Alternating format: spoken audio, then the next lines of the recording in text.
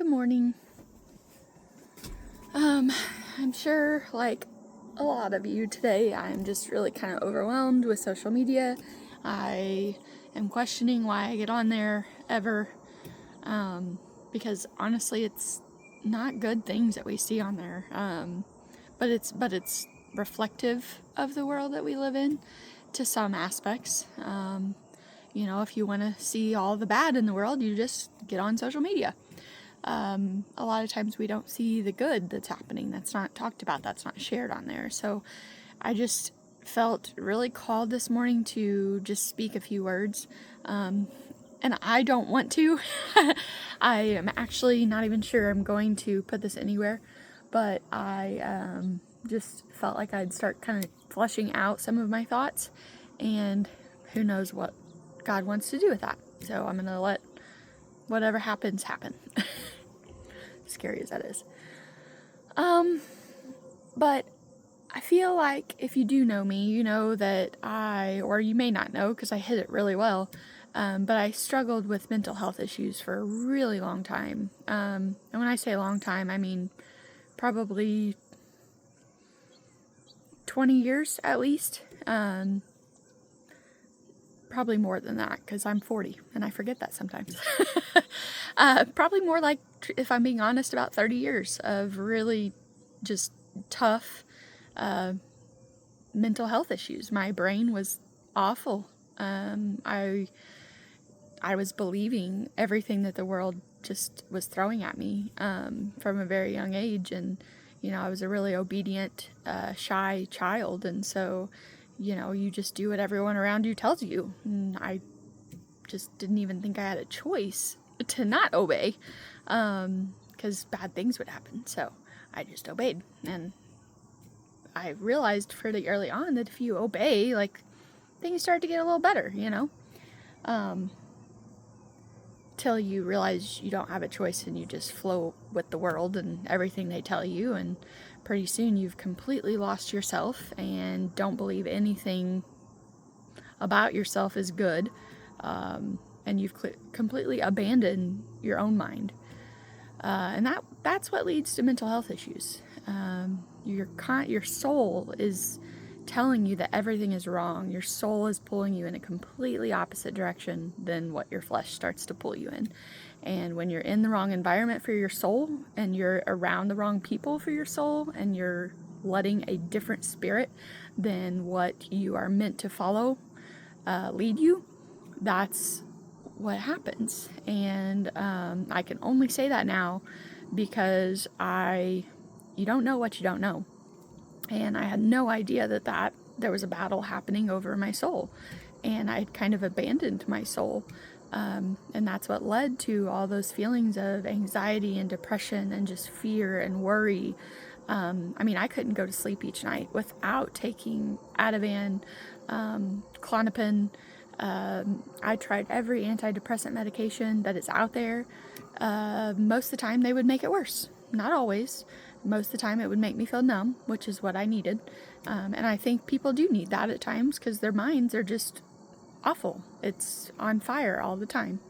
And it's not a good place to be in. So people with mental health issues, I promise you, they don't want to be like that. They don't want that. Nobody chooses to have depression. Nobody chooses to have anxiety. There's a good chance they don't know they have a choice.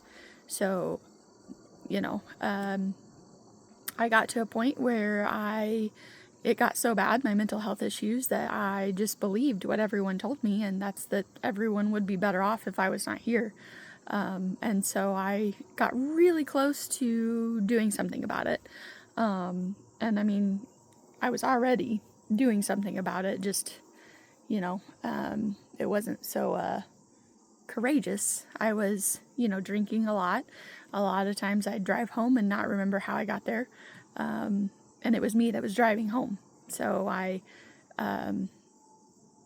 hate to sit here and talk about that time in my life, but it's honesty too. And I'm just, by the grace of God, I didn't kill anyone else or hurt anyone else or myself.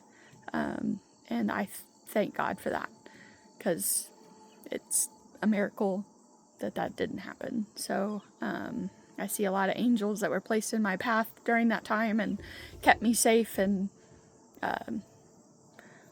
just it's by the grace of God that I'm able to sit here and talk to you about this today. But anyways, it was a really low point in my life, and I even told my mom that I was done.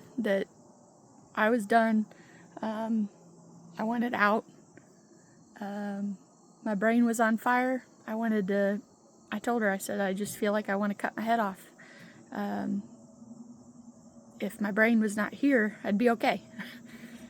But you can't live without your head. So, I'm sorry, I'm rambling too, guys. Like, this is me. So, anyways, had that conversation with my mom. Felt terrible afterwards because I could tell I scared her. And, once again, why are you going around ruining everyone else's life? Cool, Shalane. So, more depression, even lower. Listen to Lauren Daigle's song, Once and For All. And it's about surrendering. It's about, this is where I die. Because I wanted to die. And my soul meant it, though.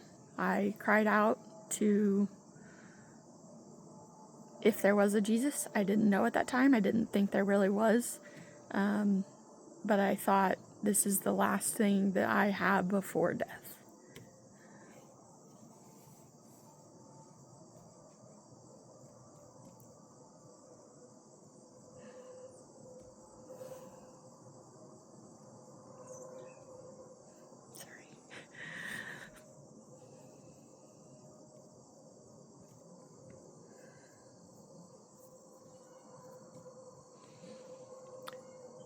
So I meant it.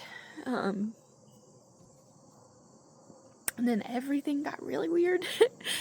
I had people placed in my life that were speaking things to me that I had never told anybody else about. Things that I had only thoughts I'd had in my head. So it scared me. Because I'm like, who sent you? Who's been listening to me at that time? When you're really paranoid too. Who paid you to come talk to me? Like, what is happening? And thankfully, the main person I'm talking about helped me work through that and see that I maybe wasn't crazy. That there was something supernatural happening around me. And once that idea was even just introduced to me, you couldn't not see it. You couldn't not see the grace that was being extended and the things that no one in this world could know that were being said to me and happening. And just, music was a big thing that was speaking to me. But anyways, long story short, and I'm sorry I've rambled so much again.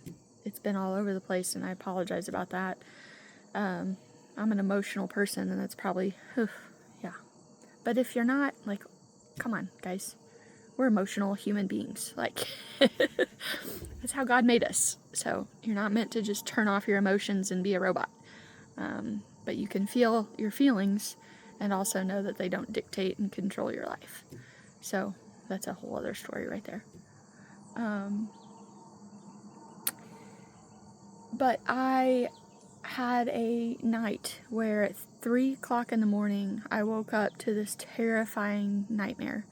But I was awake. My eyes were open. I can't describe it other than there was a feeling in my body that I could not move. I could not scream. I wanted to scream. I was terrified. Like the most fearful I have ever been in my life. And all of a sudden I could feel this battle start happening. It was a war. And it didn't take long, but then all of a sudden everything broke. I could move, I could speak. I felt a different sensation come over my body, and it felt to my mind like the good had won. I looked at my phone. It was 3 o'clock in the morning. And at the minute that happened, that everything broke, my ADT alarm went off and it said glass breaking living room. And, so all that wild stuff happened, and I told myself that I was dreaming still, even though I was moving, looking at my phone, wondering what the heck just happened. I was like, I must actually be crazy. Like, for sure I'm crazy. I don't think any of that happened. I'm never going to tell anybody, and I'm just going to go to sleep and pretend like none of that just happened. And that's what I did. And I didn't tell anybody. I went back to the bar 2 or 3 nights later because I was like, okay, I'm drinking, like I'm getting this out of my mind. I'm just losing my mind. And a cop came up to me and he said, hey, I was just at your house the other night. And immediately I'm like, why? He's like, well, it was about 3 o'clock in the morning. And I mean, my heart dropped. Because I had convinced myself by that point that I was crazy and none of that had actually happened. And he's like, well, we got a notice that your ADT alarm went off and there was a glass broke. So we just walked around the perimeter and didn't see any broken windows or anything. So that was it. But that was confirmation. That was immediate confirmation to me that that had happened. It was like the Lord knew that I needed to know that that had happened, that I wasn't crazy. That had happened in real life, tangible, physical life. That incident had happened. So then I told people about it. Some thought I was crazy for sure, and I think some still do. And I'm sure as you're listening to me, you're thinking, oh, she's still crazy, bless her heart. She doesn't know. Fine. Totally. I don't care at this point. If anyone thinks I'm crazy, sometimes I still think I'm crazy. I fight that all the time. Because I still do. I have people tell me I'm crazy. It's just now I have been introduced to the supernatural spiritual world. I realize that we're not fighting flesh. We're fighting a spiritual realm that is constantly at war all around us. And it's our choice. It is our choice what side we're on. It is our choice who we follow. And when you start making a firm decision on who you're following and who you're letting lead you, you can see it. You can see the spiritual battle that's happening, and you can pick. When you don't know it's happening, you can't pick because you don't know you had a choice. So with all of that being said, I just want to say that, mental health issues is something I do feel strongly, that I do understand because I suffered from it so badly, and I've now been, I believe, healed of it because I don't take any medications to fall asleep. I don't take any depressant medications. This is the happiest and most peaceful I have ever been in my life. That doesn't mean life's not hard at times. It's probably harder now that I know that Jesus is alive than it was even before, because now I see the heaviness on people. I see the heaviness of the world. And you feel very alone sometimes in this space.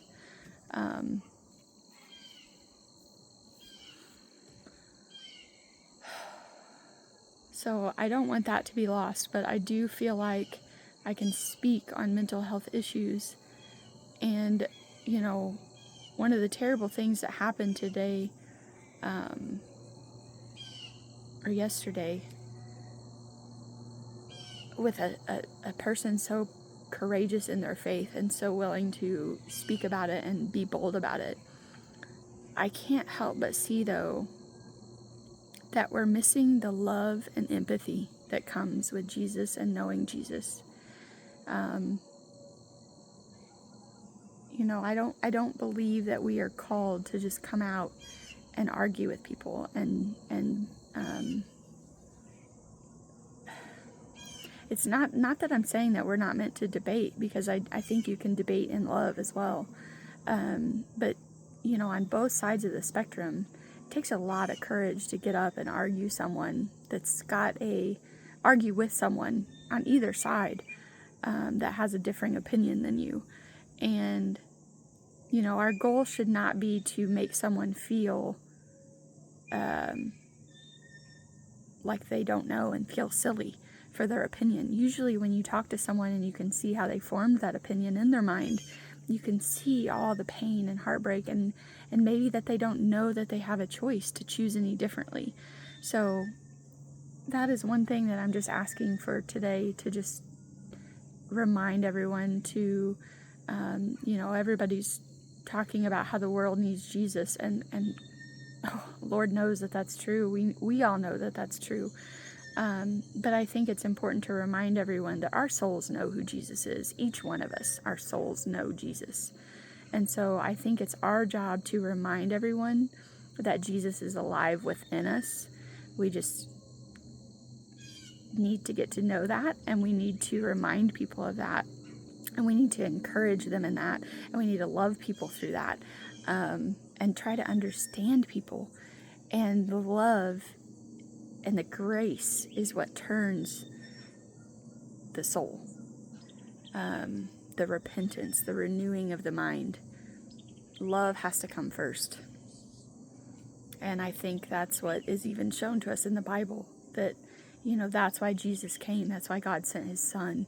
He wanted to show such a huge act of love, of sacrificial love, to say, hey, I love you this much that I'm going to sacrifice my only son for you to live, for you to know the truth, and for us to not forget that Jesus is alive. He came back. His spirit is still alive. I want to provide some hope with that. I want to provide some joy with that. And death is not the end. I firmly believe our soul is separate from our physical bodies. So our soul continues. Even though our physical body does not, our soul continues. And I pray that you can see that in losing some of your loved ones that have went on, and you can see those signs and wonders, and, and you start to pay attention that those souls are alive. Jesus is alive. His spirit is alive. Just because we can't physically see him, he is alive. And I just pray that you find encouragement in that today. And if you think I'm crazy, you go right ahead. But I know what I know. I know what I've seen. I know what I've been through. I know what my mind has been through. And I know what Jesus continues to reveal to me each day. And I just wanted to share a little bit of what's in my brain. And I'm sorry for that. But I hope that my true intent and hope is to only speak truth into your life and into your situation today. And just to remind you that Jesus is alive. And how wonderful is that? Because he is in complete control. The enemy is a liar. He's a coward.